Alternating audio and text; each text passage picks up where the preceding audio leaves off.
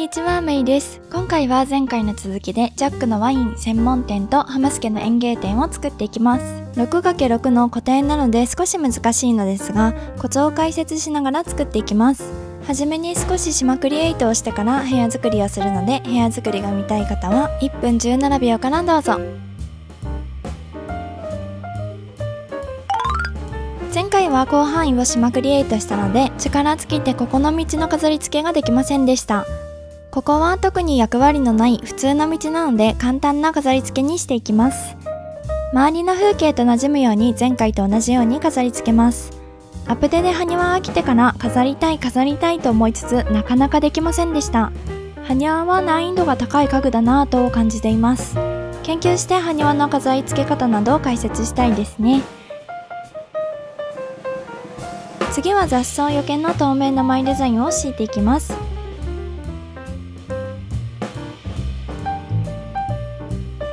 はい、完成です。サクッとさっぱり手抜き工事ができました。それではジャックの部屋のクリエイトへどうぞ。今のジャックの部屋はこんな感じです。オフィスで働くちょっと変わり者で仕事のできる上司ってイメージがあります。今回はこの部屋で使えそうなものが表彰状なので、それを使っていきます。はい、ということで片付けてきました。今回のテーマは試飲のできるワイン専門店です。少し暗めで大人な雰囲気な場所にしていきます。部屋の概要です。住民の家なので部屋の大きさは 6×6 で固定です。窓はなし、エントランスはレンガ。明るさはオレンジで暗めですが、作業中は明るくしていきます。環境音はなしです。壁紙と床の概要です。ワイン専門店はレンガや石、コンクリート系が多いので、今回はレンガを採用しています。黒板の使い方を極める動画で使った方法を今回は狭い部屋で活用していきます。狭い部屋で活用するので、いろんな要素を省略します。黒板を置くまでは一緒ですが、その後黒板の下部分を隠す方法は少し省略します。ここからが少し違って、なるべく高いテーブルを置いて黒板の下部分を隠しきります。住民や人が通れないのですが、黒板とテーブルの間を提供側のスペースとします。こんな感じになっています。黒板消しあたりは手前に大きめの小物を置いて見えなくするので OK です。真横に樽を置いて黒板の横部分を隠します。ウォータービューと組み合わせるとワイン樽の蛇口みたいに見えるのでおすすめです。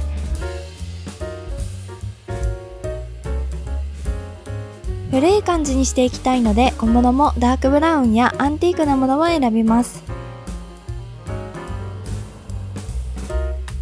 これで黒板消しが見えなくなっていい感じになりましたね。狭い部屋で大きなものを飾るときは部屋の一番奥に飾ることをおすすめします。なんでかといったら、視線を部屋の奥に集中させることによって部屋が疑似的に奥行きがあるように感じるんです。大きめのもの以外にも部屋の正面の壁を多めに飾り付けたり、目立つものがあるだけでもいいと思います。実際のインテリアでよく使われる手法なので、ぜひあつ森でも使ってみてくださいね。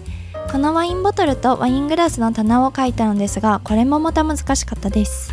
本当はユウさんのマイデザインを使いたかったのですが、自作のマイデザイン絞りがゆえにユウさんのマイデザインをかなり参考にしたので、このマイデザインの公開はありません。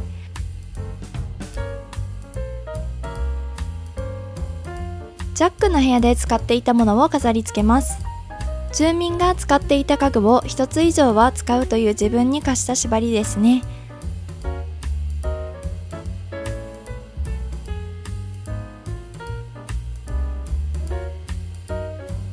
吊るし棚を飾って黒板上の違和感を緩和させていきます。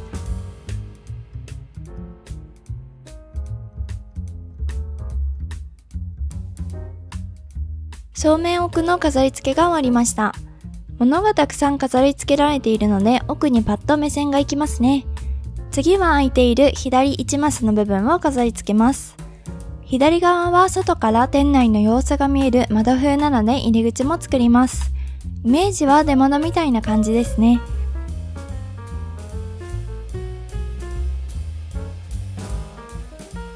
て柱を1本にして仕切りカウンターが飛び出ているようにします。柱が1本なので正面から見た時に圧迫感が減るのと、仕切りカウンターの上に置いた家具が見えやすくなる効果があります。ステッカーでドアを作ります。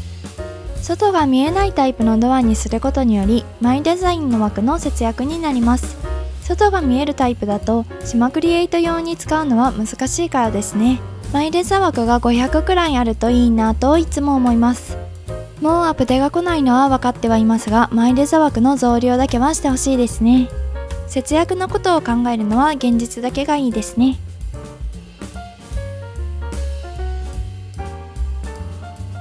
それでは最後に中央を飾り付けます。ここは試飲できる場所です。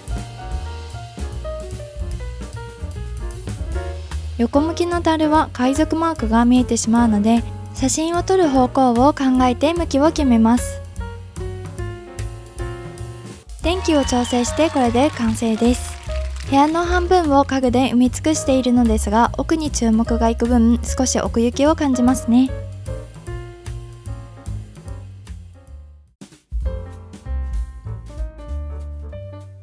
ハムスケの園芸店を作っていきます。現在の部屋はこんな感じです。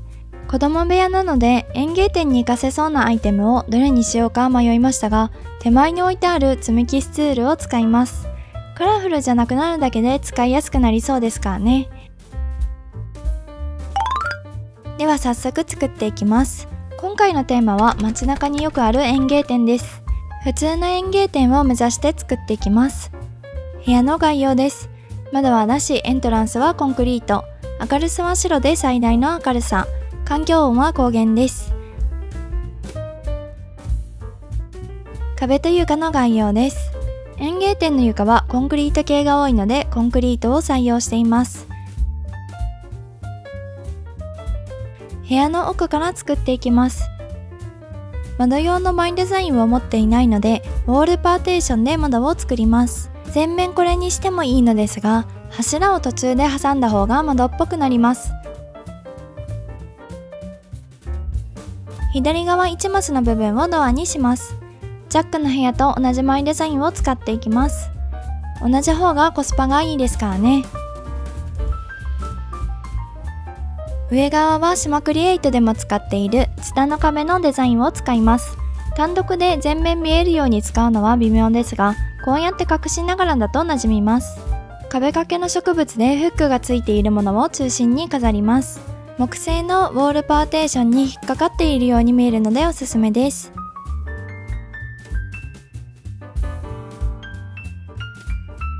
ライトをドアの上部分につけてデザインを少し隠すようにします。ここに石畳のラグを敷いて床にメリハリをつけていきます。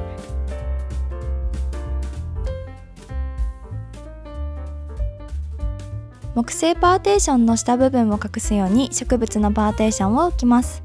そうすると正面から見た時に違和感が減ります。今回も正面奥にたくさん飾り付けて入り口から入った時の目線を奥に誘導します。特に今回はジャックの家とは違って明るいプラス奥に特殊な壁を採用しているので、さっきよりも広く感じると思います。奥から3マスをギチギチに家具を詰め込んでいるという点は一緒なのに、なぜか広く見えてしまうのは部屋の明るさと特殊な壁のおかげですね。広く見せたいという気持ちが強いのであれば、部屋は明るくすることをお勧めします。ハムスケの家で使っていた積み木スツールはレジの椅子として使います。これで思い出したのですが、カナダに住んでいた時にレジ係の方が椅子に座っていて文化の違いを感じたことを覚えています。日本では当たり前だったことが覆った瞬間でしたね。話したいことはたくさんありますが割愛します。左側は大きめの観葉植物売り場です。低木の苗を置きます。家具のその他のタブにある家具は使えるものが眠っているのでおすすめです。あと存在を忘れている家具もあったりして面白いですよ。正面の壁に注目してほしいので、左右の壁はお気持ち程度に飾り付けます。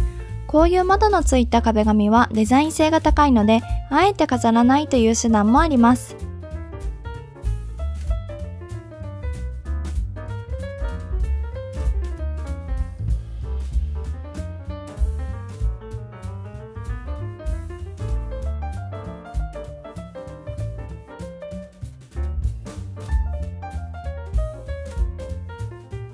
これで完成です。かなりごちゃごちゃしていてお店な感じが出ましたね。それでは2つの部屋の完成ムービーをご覧ください。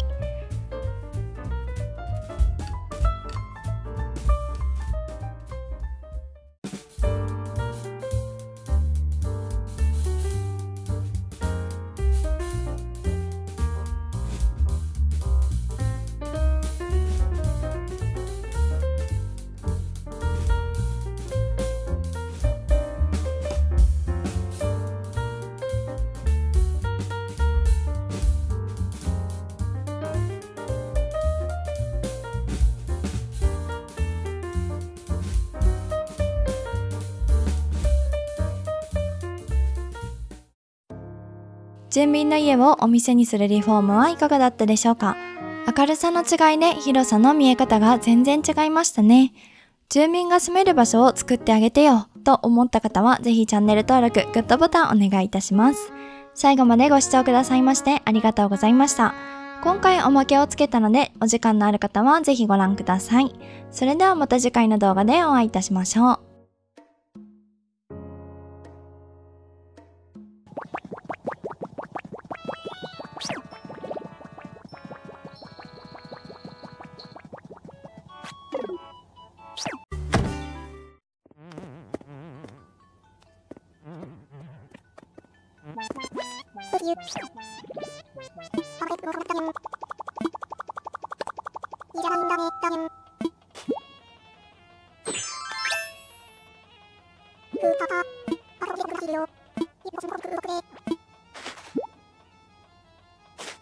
자,